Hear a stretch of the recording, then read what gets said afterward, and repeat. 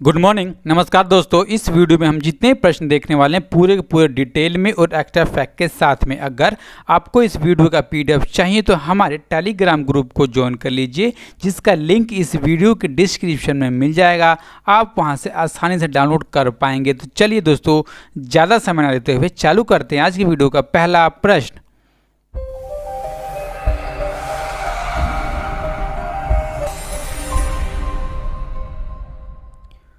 World coconut day is observed on which of the following days, यानी कि विश्व नारियल दिवस निम्न में से किस दिन मनाया जाता है। दोस्तों इसको हर साल ऑप्शन नंबर सी यानी कि 2 सितंबर को मनाया जाता है। और 2 सितंबर के दिन जो भी नारियल से बनी हुई वस्तुएं होती हैं उनकी प्रदर्शनी लगाई जाती है और दोस्तों उनके बारे में लोगों को बताया जाता रहा है। दोस्तों अब देखिए, नारियल एक ऐसा फल है जिसके प्रत्येक भाग का हम उपयोग किसी न किसी तरह से दोस्तों हम कर ही लेते हैं। अब देखिए हमारे जीवन में इसकी कितनी महत्ता है। दोस्तों महत्ता आप ऐसे ही लगा सकते हैं कि जो नारियल खेती होती है उस नारियल खेती से हमारे देश के लगभग 1 करोड़ से अधिक दोस्तों किसान हैं, व्यक्ति हैं, वो इससे जुड़े हुए हैं और दोस्तों उनको इस खेती से रोजगार मिलता है। आप इससे समझ सकते हो कितना हमारे जीवन के लिए उपयोगी होने वाला दोस्तों। ठीक है, अब हम देखें दोस्तों अगला प्रश्न 2 नंबर के लिए। और उससे पहले दोस्तों हम आपको बताना चाहेंगे कि हमने इस वीडियो में उस प्रश्न को लिया नहीं है, लेकिन अभी वीडियो रिकॉर्ड करने तक दोस्तों हमारे पास एक जानकारी है। उस जानकारी के तहत में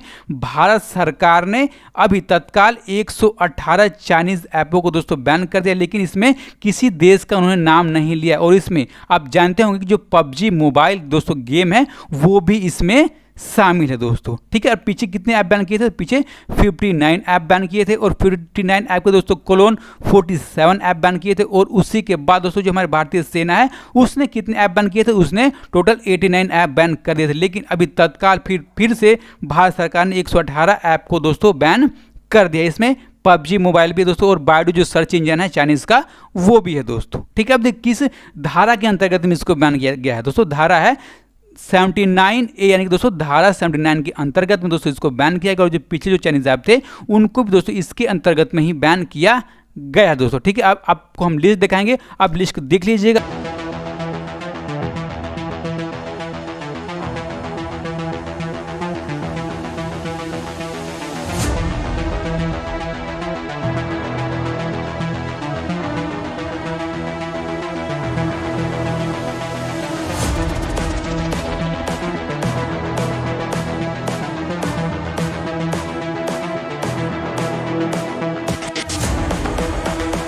अगर आपको वीडियो अच्छी लग रही है दोस्तों, वीडियो को भी लाइक कीजिएगा। अगर अच्छी ना लगी तो डिसलाइक कीजिएगा। और जो भी दोस्त इस चैनल पर नए हो चैनल को सब्सक्राइब कर ले और बेल बटन दबाना अवश्य ना भूलिएगा। Okay, next question. The central government has announced the inclusion of which of the following new sports in Group C jobs and to be provide them jobs under sports quota, यानी कि केंद्र सरकार ने समूह ग की नौकरियों में निम्न में से कितने नए खेलों को शामिल कर उनको स्पोर्ट्स कोटा के तहत नौकरी देने की घोषणा की है। दोस्तों घोषणा की है ऑप्शन नंबर, यानी कि 20 नए खेलों को जोड़ा गया है स्पोर्ट्स कोटा के अंतर्गत में। और दोस्तों इसमें जो ग्रुप सी की नौकरियां होंगी वो दे दी जाएंगी। अब देखिए इससे पहले देश में 43 गेम्स ऐसे हुआ करते थे जिसके अंतर्गत में स्पोर्ट्स कोटा के अंदर में दोस्तों नौकरी दी जाती थी। अब देखिए ये नए खेल जोड़ दिए गए 20, तो अब टोटल कितने हो गए? तो अब टोटल हो गए 63 गेम्स दोस्तों, और इसके अंतर्गत में यानी कि जॉब्स दे दिए जाएंगे। अब देखिए जिन भी अभ्यर्थियों को इन स्पोर्ट्स के अंदर में दोस्तों जॉब लेना होगा उनको स्टेट लेवल, अपने नेशनल लेवल और दोस्तों उनको इंटरनेशनल लेवल पर इन गेमों में दोस्तों खेला होना चाहिए, इनके पास सर्टिफिकेट होना चाहिए दोस्तों। अब देखिए जो 20 नए खेल हैं वो खेल कौन कौन से दोस्तों? वो खेल हैं baseball, rugby, basketball, tug of confident, mallakhamb, पारा स्पोर्ट्स और दोस्तों इसमें आते हैं para Olympic and para Asian games दोस्तों। और इसके अंतर्गत में जितने भी गेम आते हैं दोस्तों उसको इसके अंतर्गत में रखा गया। अब देखिए इससे पहले जो 43 स्पोर्ट्स है दोस्तों उसमें मेन तौर पर कौन कौन से आते थे आप दोस्तों इसको वीडियो को रोक के देख लीजिएगा सही से, मैं आपको कुछ ही बताऊंगा दोस्तों। अब देखिए इसमें आते थे cricket, hockey, snooker, archery, athletics, badminton, ball badminton इत्यादि गेम्स दोस्तों। ओके, अब टोटल हो गए 63। आप इसको सही से याद कर लीजिएगा और ग्रुप सी के लिए जारी किया गया। ओके, नेक्स्ट क्वेश्चन देखते हैं।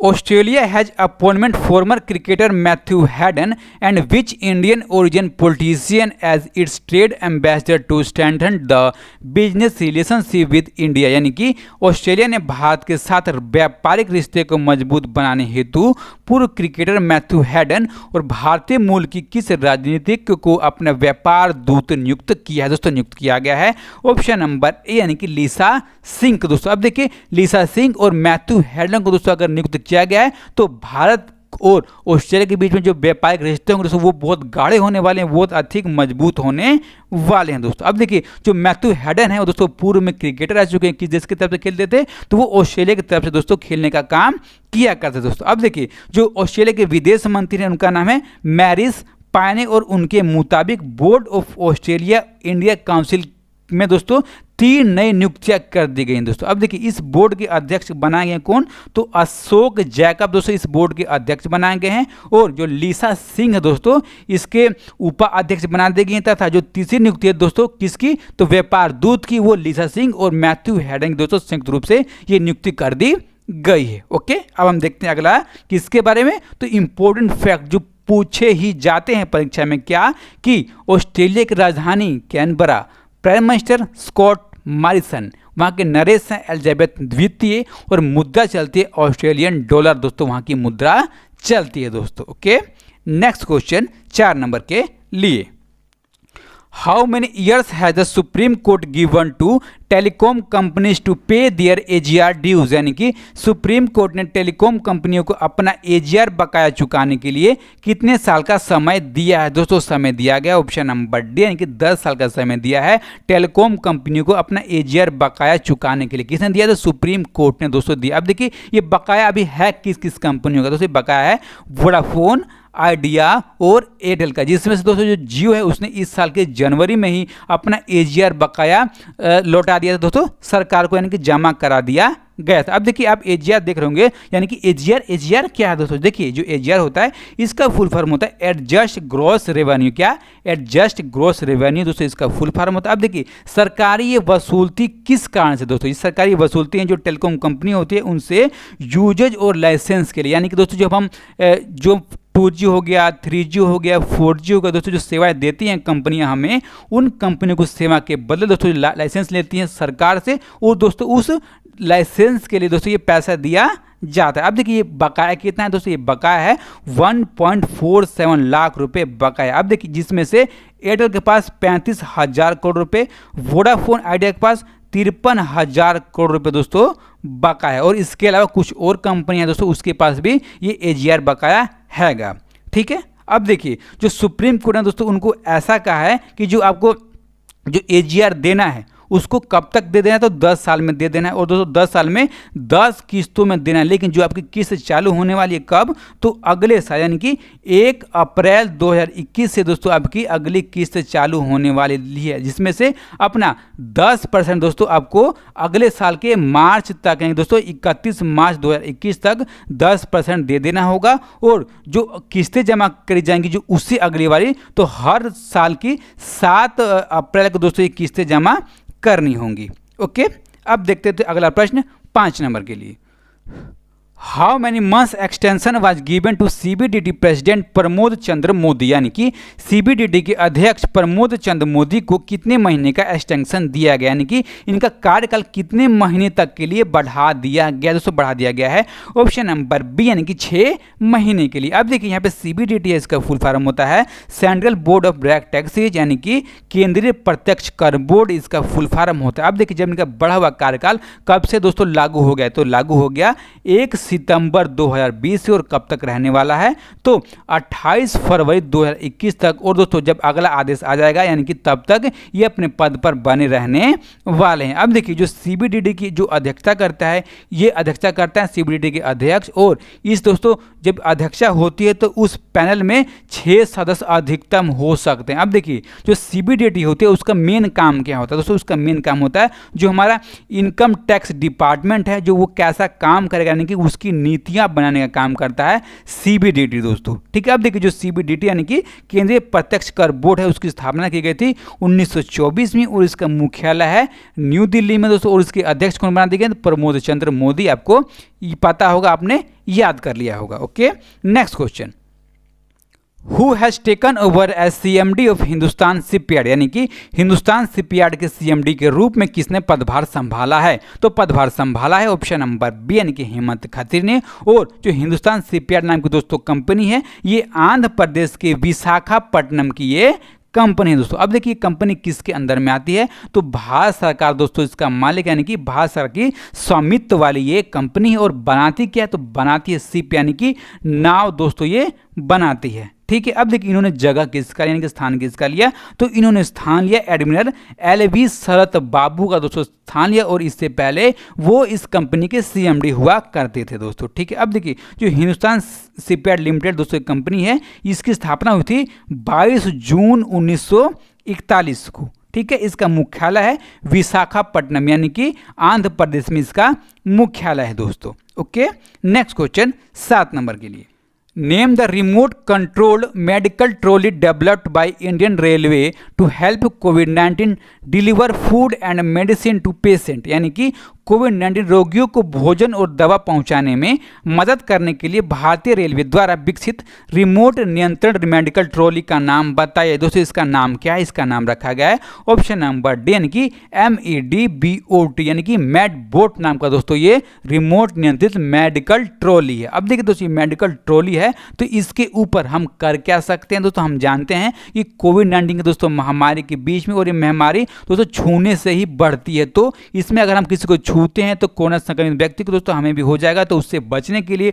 उनको दोस्तों खाना और उनको दवाएं पहुंचाने के लिए दोस्तों ये ट्रॉली बनाएगी। और काम कैसे करती है? तो रिमोट के थ्रू दोस्तों ये काम करती है। अब देखिए इसको बनाया किसने? इसको बनाया दोस्तों भारतीय रेलवे के डीजल रेल इंजन कारखाने यानी कि वाराणसी की तरफ से इसको बनाया गया। और दोस्तों जो वाराणसी का केंद्रीय अस्पताल है वहां पर इस मेडबोट को रखा गया, यानी कि वहां पर ये अपनी सेवाएं दे रहा है प्रेजेंट टाइम पर दोस्तों। ओके, अगला प्रश्न देखते हैं 8 नंबर के लिए, who took over as the new election commissioner of India, यानी कि भारत के नए चुनाव आयुक्त के रूप में किसने पदभार ग्रहण किया? तो पदभार ग्रहण किया है ऑप्शन नंबर डी यानी कि राजीव कुमार ने। जो राजीव कुमार हैं ये झारखंड कैडर के 1984 बैच के एक अधिकारी हैं। अब देखिए इन्होंने स्थान किसका लिया? तो इन्होंने स्थान लिया है हमारे पूर्व चुनाव आयुक्त अशोक लवासा का। और अशोक लवासा दोस्तों आपको पता होगा कि पिछले महीने इन्होंने अपने पद से इस्तीफा दे दिया। और इस्तीफा देने के बाद वो एशियन डेवलपमेंट बैंक में अध्यक्ष के पद पर दोस्तों वो उनकी नियुक्ति कर दी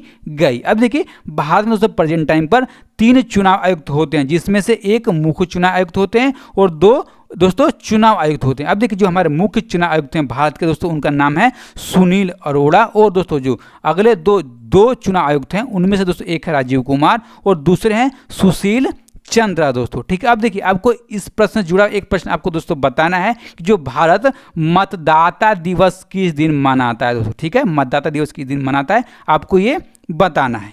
अगला प्रश्न देखते हैं, who wrote the children's book the big thought of little love, यानी कि बच्चों की किताब the big thoughts of little love को किसने लिखा? दोस्तों इसको लिखा है ऑप्शन नंबर सी यानी कि बॉलीवुड के फिल्म निर्माता है करण जौहर। दोस्तों उन्होंने इस किताब यानी कि the big thoughts of little love को दोस्तों लिखा है। ठीक है, अब देखिए इन्होंने किससे प्रेरित होकर लिखा? अब देखिए दोस्तों इनके 2 जुड़े बच्चे जिनका नाम है यश और रूही दोस्तों, और उनसे प्रेरित होकर दोस्तों इस किताब को लिखा किसने? तो करण जौहर ने। अब देखिए इस किताब में लिखा क्या गया? इस किताब में दोस्तों लिखा गया कि जो माता पिता होते हैं उनको अपने बच्चों का दोस्तों जो पालन पोषण करना होता है तो उनको कौन कौन सी चुनौतियों का सामना करना पड़ता है। यानी कि दोस्तों इन्होंने अपने बच्चों की जो कहानियां हैं कि कैसे वो अपने बच्चों के साथ डील करते हैं, कैसे उनका लालन पालन दोस्तों करते हैं, तो उसके बारे में इन्होंने इस किताब में बहुत अच्छी तरीके से लिखा हुआ है दोस्तों। अब देखिए इससे पहले 2017 में करण जौहर ने दोस्तों अपनी आत्मकथा भी जारी की थी। अब देखिए जो इनकी आत्मकथा है उस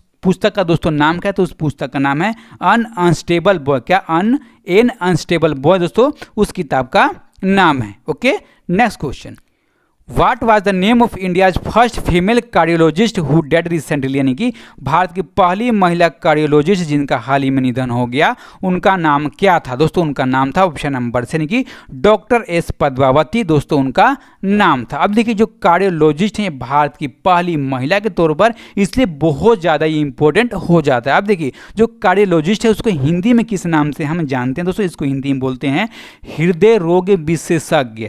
ठीक है दोस्तों। अब देखिए इनकी मृत्यु कितने साल की एज में हुई, तो 103 साल की दोस्तों एज में इनकी मृत्यु हो गई। किस कारण से, तो कोविड-19 के संक्रमण के कारण से। अब देखिए 103 साल के दोस्तों साल में इनकी मृत्यु हुई। तो इनका जन्म हुआ था सन 1917 में। कहाँ पर, तो वर्मा में, और वर्मा प्रेजेंट टाइम पर आता है दोस्तों म्यांमार में। ठीक है। अब देखिए दोस्तों ये भारत की पहली कार्डियोलॉजिस्ट थी, इसीलिए इनको गॉड मदर ऑफ कार्डियोलॉजी के नाम से भी जाना जाता रहा है। और इन्होंने नेशनल हार्ट इंस्टीट्यूट की भी स्थापना करी है दोस्तों। ठीक है। अब देखेंगे जो हमने कल की वीडियो में प्रश्न पूछा था दोस्तों, हमने क्या पूछा था कि मानव संसाधन विकास मंत्रालय का नाम बदलकर शिक्षा मंत्रालय किया गया। इस मंत्रालय के मंत्री कौन है दोस्तों, यानी कि हमारे प्रेजेंट में शिक्षा मंत्री कौन है, तो शिक्षा मंत्री ऑप्शन नंबर डी, यानी कि रमेश पोखरियाल निशंक। अब देखिए दोस्तों आपको जो ये हमारे 3 जो मंत्री बचते हैं इनके नाम आपको कमेंट बॉक्स में बताने हैं। ठीक है। अब देखिए इस प्रश्न का सही जवाब किसने दिया, इस प्रश्न का सही जवाब दिया है विजय कुमार,